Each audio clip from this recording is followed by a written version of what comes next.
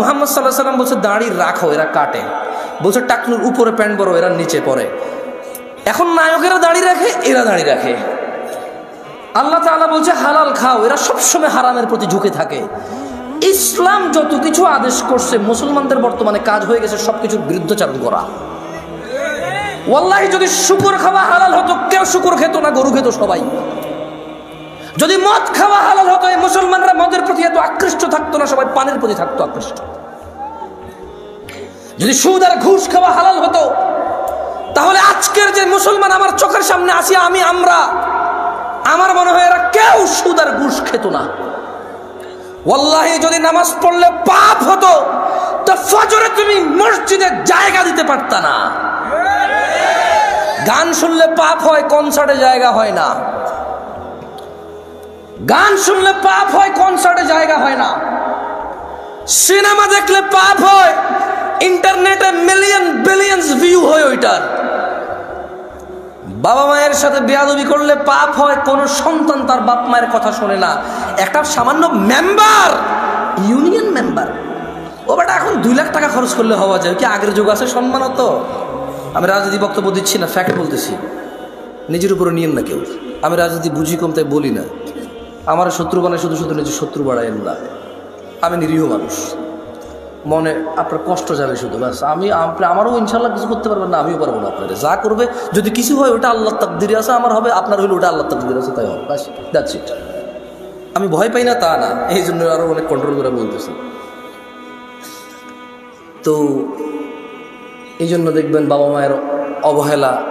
ওর যদি খালি ইউনিয়ন চেয়ারম্যানে বলে ওকে বলিস তো একটু দেখা করতে, ও লুঙ্গি কোনটা পড়বে এই টেনশনে পড়ে যাবে, যাইতে হবে রে। ওর বাপ মা ওকে ডেকে পাঠাইলো, বলো যে আসতেছি, বলে দিস পরে আসতেছি। আমার একটা জিনিস বিবেচনা করে দেখলাম, যত কিছু আল্লাহ তাআলা হ্যাঁ করতে বলেছে তত কিছু আমরা অনীহা করি। উনি বলেছে বিয়ে করো, 2টা 3টা 4টা পছন্দ মতো তৌফিক অনুযায়ী। আমরা প্রেম করি 2টা 3টা 4টা সিম দিয়ে। আপনি দেখেন, উনি বলছে বিয়ে করো 2টা 3টা 4টা, আমরা করি প্রেম 2টা 3টা 4টা। উনি বলেছে, মুহাম্মদ সাল্লাল্লাহু আলাইহি ওয়াসাল্লাম বলছে তোমরা বেশি বেশি বাচ্চা কাচ্চা নাও, তাহলে আমার উম্মত ভারী হবে, কিয়ামতে আমি বিশাল এক জনসমুদ্র নিয়ে ইনশাআল্লাহ জান্নাতে প্রবেশ করব। আমরা বলি একটা যথেষ্ট। কয়টা যথেষ্ট? একটা যথেষ্ট। উনি বলেছে বিয়ে করো রিজিক বাড়বে, আমরা বলি আগে চাকরি বাকরি এস্টাবলিশ হয় তারপরে বিয়ে। এভরিথিং উল্টা। উনি বলেছে মেয়েরা মোহর পাবে, আমরা নেই যৌতুক। তুমি দেখছো? একটু চিন্তা করে দেখো না। উনি বলছে দাড়ি রাখো, আমরা কাটি। উনি বলছে নখ কাটো, আমরা নখ এত লম্বা রাখি। তুমি বুঝতেছো না ভাই, আসলে এটা ও নখ রাখার শখ না, জাস্ট আল্লাহর বিরুদ্ধাচারণ করা, রাসূলের বিরুদ্ধাচারণ করাই হচ্ছে ওর উদ্দেশ্য। ওর জীবনের একটা এইম হয়ে গেছে। এই যে এখানে দাড়ি কাটা মানুষগুলো বসে আছে, ওর যদি বলা হয় এই দাড়ি যদি তুই না কাটিস ভাই তোর কি লস, একটা লস দেখাইতে পারবে না। কয়টা লস দেখাইতে পারবে না? একটা সিঙ্গেল লস দেখাইতে পারবে না। ওর যদি সাইন্টিফিকলি ডাক্তার, আমি তো ডাক্তার না, তবে এখন সাইন্টিফিকলি ডাক্তাররা যে দাড়ি কাটার কতগুলা ক্ষতি, আমি একটা আর্টিকেল পড়তেছিলাম, 17টা ক্ষতি আছে দাড়ি কাটা। কয়টা ক্ষতি? এর মধ্যে হরমোন কমে যায়। কি কমে যায়? মানে বাচ্চা কাচ্চা হওয়ার চান্সেস কমে যাবে, কারণ দাড়ি থেকে নাকি, দাড়ি যেটা থেকে ওঠে, মানে দাড়ির যে গোড়াটা দেখছেন সাদা সাদা থাকে না, ওটা নাকি মানুষের হরমোন গ্রোথ ভালো রাখে, মানুষের স্কিন ডিজিজে অনেক হেল্প করে দাড়ি। সুবহানাল্লাহ। আমরা তো এত কিছু মনে করে রাখি না, সুন্নাহ হিসেবে রাখি। আলহামদুলিল্লাহ। কি হিসেবে রাখি? হরমোন আর স্কিনের জন্য রাখি না, জান্নাতের জন্য রাখি। আল্লাহ কবুল করুন, আমিন। সো যে যার নিয়ত অনুযায়ী পাবে। ইহুদি নাসারারা এখন দাড়ি রাখে কেন? হরমোন গ্রোথ ভালো রাখার জন্য, স্কিন প্রোটেক্ট করার জন্য। আমরা রাখি জান্নাতে যাওয়ার জন্য। তো আমি একটা জিনিস চিন্তা করলাম যে মসজিদে মানুষ নাই, কনসার্টে কেন মানুষ? কারণ মসজিদে আসতে বলা হয়েছে এই জন্য আসে না, কনসার্টে যেতে নিশ্চিত করছে এই জন্য যায়, নাথিং এলস।